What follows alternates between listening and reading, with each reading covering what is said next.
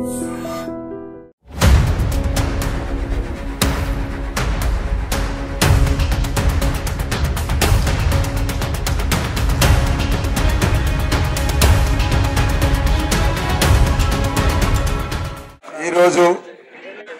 మన వీరారెడ్డి కాలనీలో senior citizen building ప్రారంభించుకున్నందుకు చాలా సంతోషం, శుభాకాంక్షలు.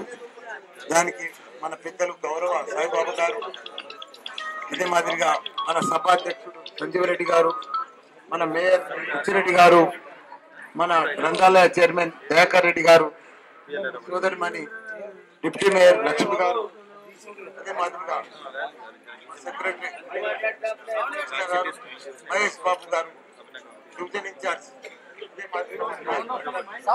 ఆప్షన్ మెంబర్స్, స్థానిక నాయకులు, కాలనీ అధ్యక్షులు మా నాగేష్ గారు, సెక్రటరీ బసవారెడ్డి గారు, అదే మాదిరిగా మా సోదరిమణులు, మా అన్నలు, పెద్దన్నలు, మా పత్రికా వ్యక్తులు అందరికీ కూడా పేరు పేరున నమస్కారం.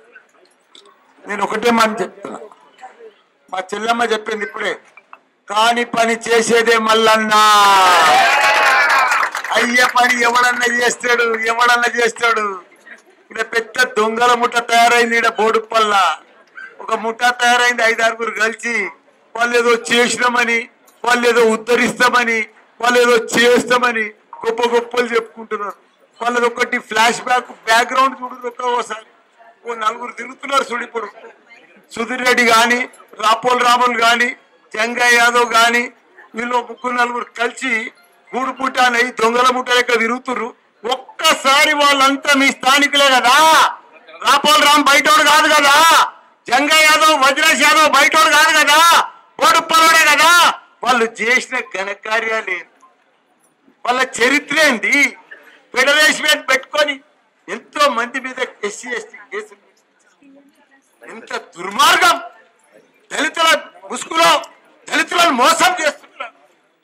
360 ఎకరాలు వాళ్ళని బతకనిస్తలేరు. తాతలు చచ్చిపోయారు, తండ్రులు చచ్చిపోయారు, బిడ్డే చచ్చిపోతున్నారు, అయినా కానిస్తలేరు. కేసు పెట్టి అట్కాయించారు. ఆ దళితుల భూమి 360 ఎకరాలు నేను ల్యాండ్ పుల్లింగ్ సీఎం కేసీఆర్ పెట్టి చేపిస్తే వీళ్ళు అడ్డుపడుతున్నారు. వీళ్ళు ఇదే జంగయ్య యాదవ్ కాంగ్రెస్ వాళ్ళ కొడుకులంతా వచ్చి ఇదే ఇదే సీనియర్ సిటిజన్ బిల్డింగ్ ఈ కాంగ్రెస్ పార్టీ నుంచి వాళ్ళ పిల్లల జెండాలు కట్టిపోయారు కాంగ్రెస్. నేను వచ్చి ఎవడు రావాడు అని చెప్పి మా సాయిబాబా వాళ్ళంతా భయపడిపోయారు, బదిరిపోయారు. మా పెద్ద ఆయన మా కోమర్ సేట్ విశ్వనాథ్ సేట్ దానికోసం దీన్ని కాపాడాలి, చెయ్యాలని చెప్పింది. ఈడ ఉన్న వైశ్య కార్పొరేటర్ ఏం చేస్తున్నాడు? కాంగ్రెస్ పార్టీ నుండి కాపాడలేడా? కాంగ్రెస్ వాళ్ళకి చెప్పలేడా? నువ్వు కూడా కాంగ్రెస్ లెక్కలే గెలిచినావు కదా, దాన్ని కాపాడే బాధ్యత నీది కాదా? వాళ్ళకి అప్పచెప్తావు, దొంగల ముట్టకు అప్పచెప్తావు. ఇదా నిన్ను ఓటేసినందుకు ఇదా పని నువ్వు చేసేది? అదే మాదిరిగా ఇలా దాన్ని కాపాడినాం. చాలా అందంగా మీ ముంగట నిలబెట్టాం. దాన్ని అలా నిలబెట్టినంటే మల్లన్న నిలబెట్టిండు. మీ అందరికి కూడా తెలుసు మల్లన్న నిలబెట్టిండని. కాబట్టి ఇలా వక్ఫ్ బోర్డు పంచారు. 9 దినాలు దీక్ష చేసిండు కాంగ్రెస్ వాళ్ళు, బీజేపీ వాళ్ళు. కానీ ఇలా వక్ఫ్ బోర్డు క్లియర్ ఎవరు చేసిండు? మల్లన్న చేసిండు. కేటీఆర్ సీఎం కు చెప్పినా, కేటీఆర్ చెప్పినా ఇమ్మీడియట్ గా వాళ్ళు ఆర్డర్స్ ఇష్యూ చేయమని చెప్పిండ్రు.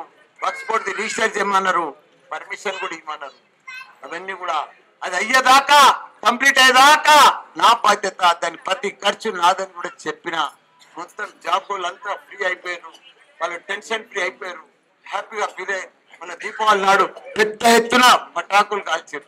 ఇది ఎవడన్నా పట్టించుకుంటా?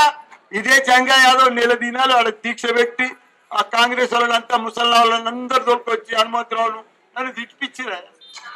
మల్లారెడ్డిని తరిమి కొట్టాలి, మల్లారెడ్డిని పారగొట్టాలి, మంత్రిని తీసేయాలి. ఇదా ఆయన? నీకు నాకు తేడా ఏంటి? జమీన్ ఆస్మాన్.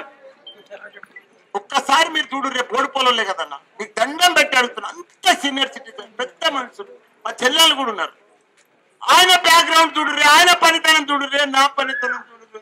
ఆయన ఏం చేసిండే? బోడుపల్లా కబ్జాలు పెట్టిండు, దౌర్జన్యం చేసిండు. మొన్న కూడా 3 ఎకరాల కబ్జాలు పెట్టిండు వేరే ప్లాట్లలో. ఇవన్నీ కూడా నేనే పోలీస్ స్టేషన్లో పట్టించిన. బొక్కెళ్ళ భార్య భర్తలు ఇంకా 3 గంటలు కూర్చున్నారు. ఇది ఆయన చరిత్ర, ఇది ఆయన లెక్క, ఇది ఆ బోర్డు సీనియర్ సిటిజన్. ఇక 2,000 గజాల కబ్జా ఉంటే ఇదే నాగేష్ 23 ఏళ్ళ సార్ పంచాయతీ అంతే ఓటు తెంపలే, మన కార్పొరేటర్ తెంపలే, జంగయ్య యాదవ్ తెంపలే. గంట సేపట్ల మల్లన్న వచ్చిందంటే భాష వచ్చినట్టే, పంచాయతీ అయిపోవాలడా, ఆర్డర్ అయిపోవాలి. ఇప్పుడు మా చెల్లమ్మ చెప్పింది కాని పని చేసేది మల్లన్న మల్లన్న మల్లన్న. బోడుప్పలను అద్భుతంగా చేస్తా, ప్రతి గల్లీలో రోడ్లు వేస్తా, ప్రతి కాలనీలో రోడ్లు వేస్తా, 30 కోట్లు శాంక్షన్ చేపించి పెట్టా. అన్ని కూడా కోడొచ్చింది, కొబ్బరికాయలు కొట్టి పెట్టాం.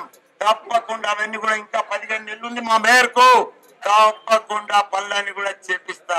అది నా బాధ్యత, నా బాధ్యత. కాబట్టి 5 ఏళ్లకు ఒక్కసారి ఓటేస్తారు. ఆ ఓటు చాలా ఇంపార్టెంట్, అమూల్యమైన ఓటు. ఆ ఓటు వేసేటప్పుడు మీరందరూ కూడా చదువుకున్న వాళ్ళు, గొప్పోళ్ళు, పెద్దోళ్ళు, సీనియర్ సిటిజన్స్, మంచోళ్ళు కాబట్టి ఆలోచన చెయ్యాలి.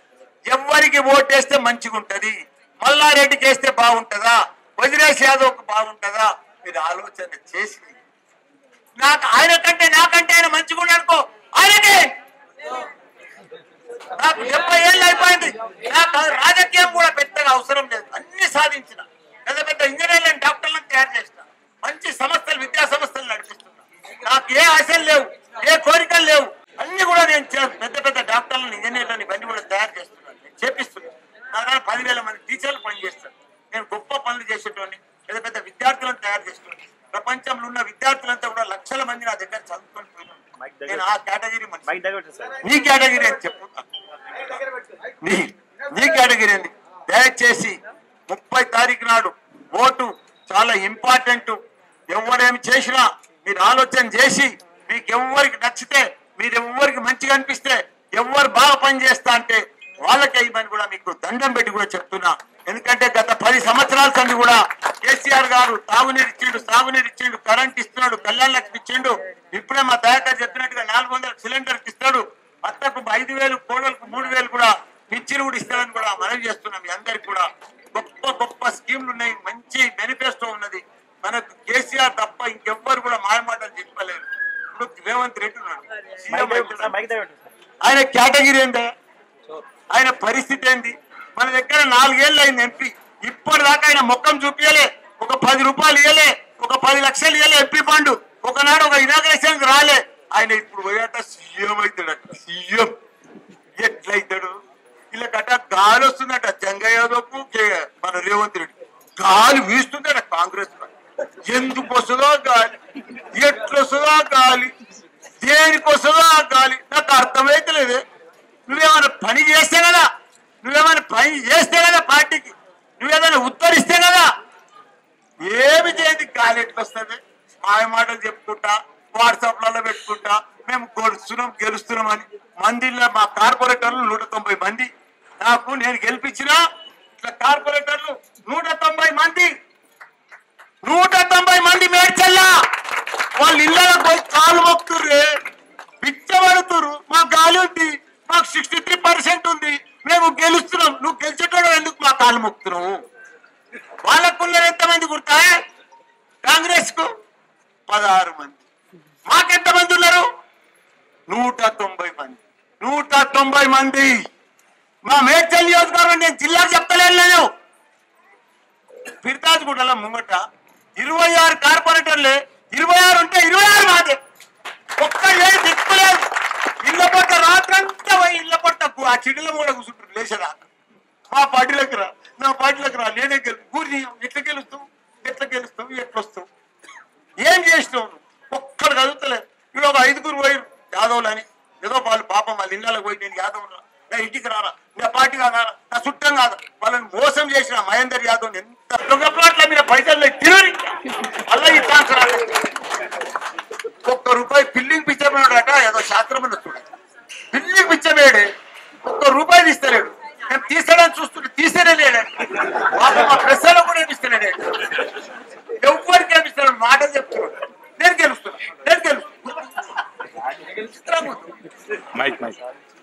కాబట్టి అందరు కూడా ఆలోచన చేసి చేస్తున్నారు. చేస్తున్నారు. కాబట్టి మీరందరూ కూడా మళ్ళొక్కసారి బోడుపల్ వాట్సాప్ అది వక్స్పోర్ట్ ఎంత ప్రాబ్లం ఉండేది అది కూడా క్లియర్ అయిపోయింది. దళితులకు తప్పకుండా గెలవగానే ఆ చిన్న కేసు వేసి 500 గజాల మీద స్టే చేసి అది బంజారాయిల్ అయినట్టు అయితే అది ₹1,00,000 గజం పోతుంది. అది ఇమ్మీడియట్ గా క్లియర్ చేస్తా. కుమారన్నా అన్న ఉన్నాడే భయపడకు. మల్లన్నా ఉన్నంత సేపు నువ్వు భయపడేదే లేదు. ఎవడొచ్చినా వాళ్ళని జైలుకు పంపించేదే కానీ ల్యాండ్ గ్రాబర్లను వాళ్ళని భూమి మీద కూడా రానియమట్లా. ప్రతి ఒక్కరిని కూడా జైలుకు పంపిస్తాయి ఎవడైతే ల్యాండ్ గ్రాబర్ చేసి. ఎవరు నిడిచేదే లేదు. వాళ్ళు పూసమ్మ మాయ మాటలు చెప్పుకుంటా రాత్రి కూడా దొంగ మాటలు చెప్పుకుంటా దొంగలు ఎక్కువచ్చి ఇళ్ళకి వచ్చి కాలు మొత్తం చేస్తున్నారు. ఇవన్నీ నడువాయి. ఒక్కడు కూడా కదులుతలేడు మా మెచ్చండి. ఒక్కడు వస్తలేడు. ఆ సుధీర్ రెడ్డి అయితే ఫోన్ చేసి నేను ఎమ్మెల్యే పార్టీ ఎమ్మెల్యే ఎక్స్ఎమ్మెల్యే అంటే ఏం పీకినావు నువ్వు ఎమ్మెల్యే ఉన్నావు గుర్రాలు ఆడినావు పత్తాలు ఆడినావు మందితన పైసలు వసూలు చేసి ఈ 3 తప్ప వేరే పని ఏమి లేదు. ఆయన ప్రజలకు సేవ చేసింది ఏమి లేదు. ఈయనే ఉంటాడు. 1 గంటకు మంచిగా గుర్రాలు తానిపోతాడు. 5 గంటల దాకా మలక్పేటలు ఆడతాడు. 5 గంటల నుంచి మా స్పోర్ట్స్ క్లబ్ లో పత్తాలు ఆడతాడు. ఇదా ఎమ్మెల్యే చేస్తే కేసీఆర్ ఎమ్మెల్యే చేస్తే ఇదా నీ పని? ఇదా నువ్వు లీడరు? ఇదా పద్ధతిని? నాటాల ప్యాకేజ్ తీసుకుని పోయినసారి ఇప్పుడు హరితాల ప్యాకేజ్ తీసుకుని ఎమ్మెల్యే ప్యాకేజ్ తీసుకొని ఇంకొని పని చేస్తాడా? ఎమ్మెల్యే సిటీ తీసుకోవాలి. అది చేత కాదు. ప్యాకేజ్ తీసుకోవాలి, పత్తాలు ఆడాలి. ఇంకొని సపోర్ట్ మల్లారెడ్డిని ఓడగొడతాడు. మల్లారెడ్డి ఎందుకు రోడ్లు లేపించినందుక సొంతం డబ్బులు పెట్టి నేను రోడ్లు లేపించాను. దానికోసం ఓడగొడతాను. 120 గుళ్ళు కట్టించిన దానికోసం ఓడగొడతాను. సీనియర్ సిటిజన్ భవన్ నిలబెట్టి దానికోసం ఓడగొడతాను. వక్ఫ్ బోర్డు క్లియర్ చేసి దానికోసం ఓడగొడతారా? దళితులకు భూమి నిలబెడతాది 360 ఎకరాలు క్లియర్ చేస్తా దానికోసం ఓడగొడతారా?